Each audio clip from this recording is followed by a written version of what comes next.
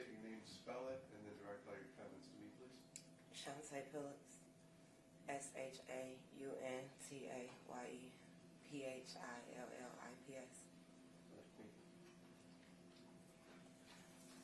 I'm going to read the statements that my children wrote.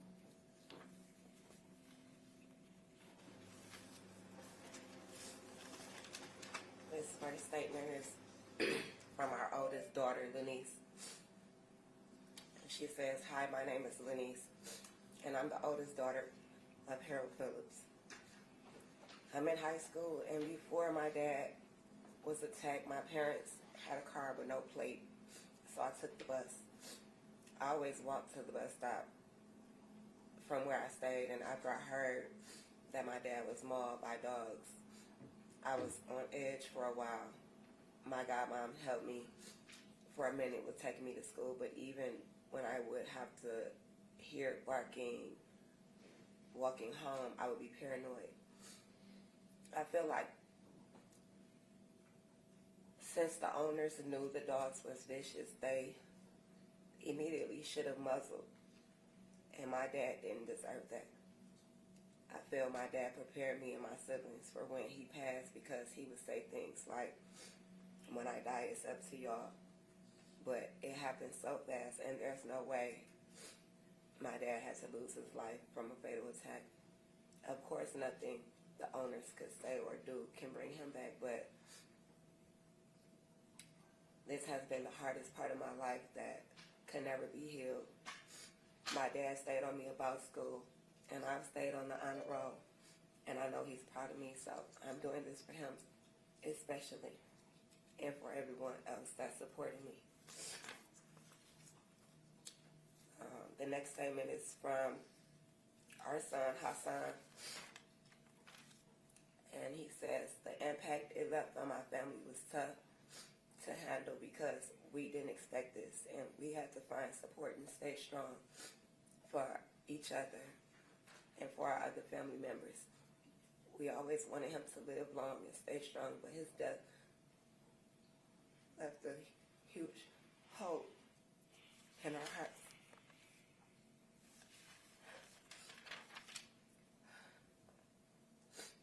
From our son, Haron.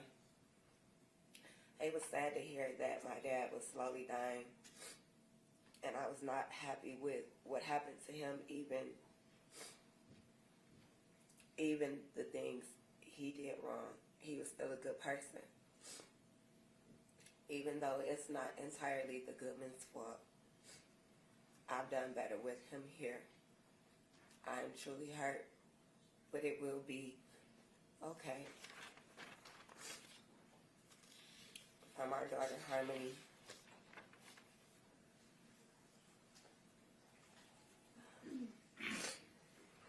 With my dad being gone, it affected my life, and every day I cry because I can't go into my parents' room and see my dad, or I can't tell him how my day was when I get home from school, and how I have to live like this for the rest of my life without my dad being here.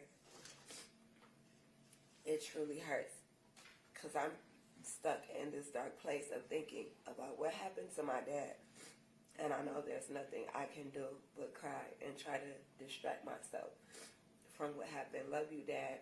Really miss you and your goofiness. From our youngest daughter, Haley.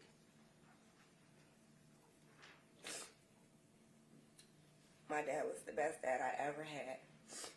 He was always by my side no matter what, and every time I look up, he told me, no matter what you see other people do, you do what you're supposed to do.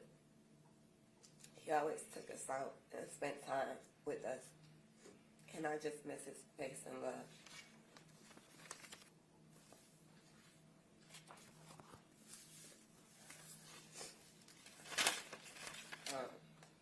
Harold and I was married for 10 years.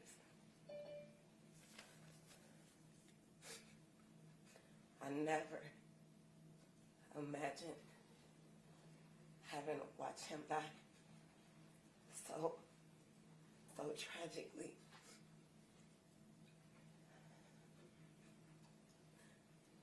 I'm just trying to do the best I can for my kids now. Because that's hard to grow without a parent. I had to grow up without my birth mom. She passed when I was 5. Harold died the day after our daughter turned 8. So this entire year, birthdays, Christmas, it's been really hard. But we're doing our best. And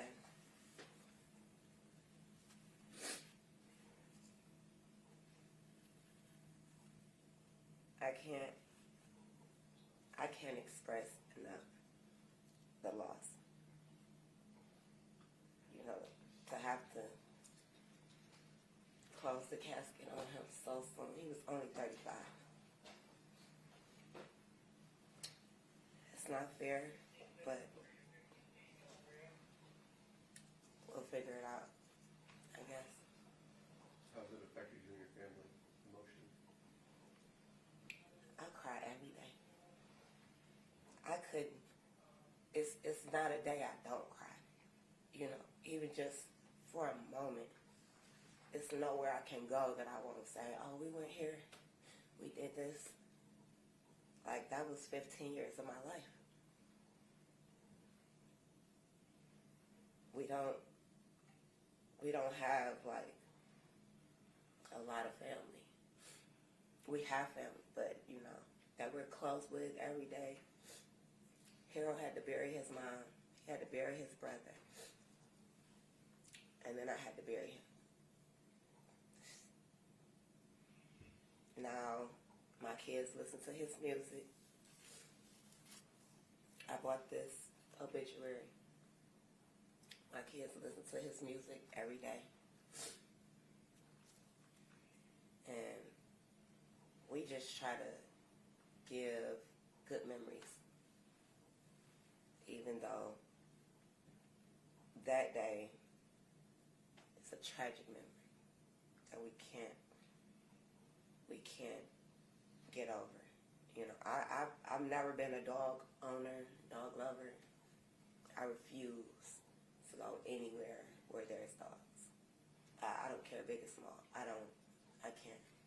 You know, unless my best friend has a dog, I won't go in her house if it's not caged. So, just trying to get through this. I appreciate you giving me the opportunity to speak. Thank you.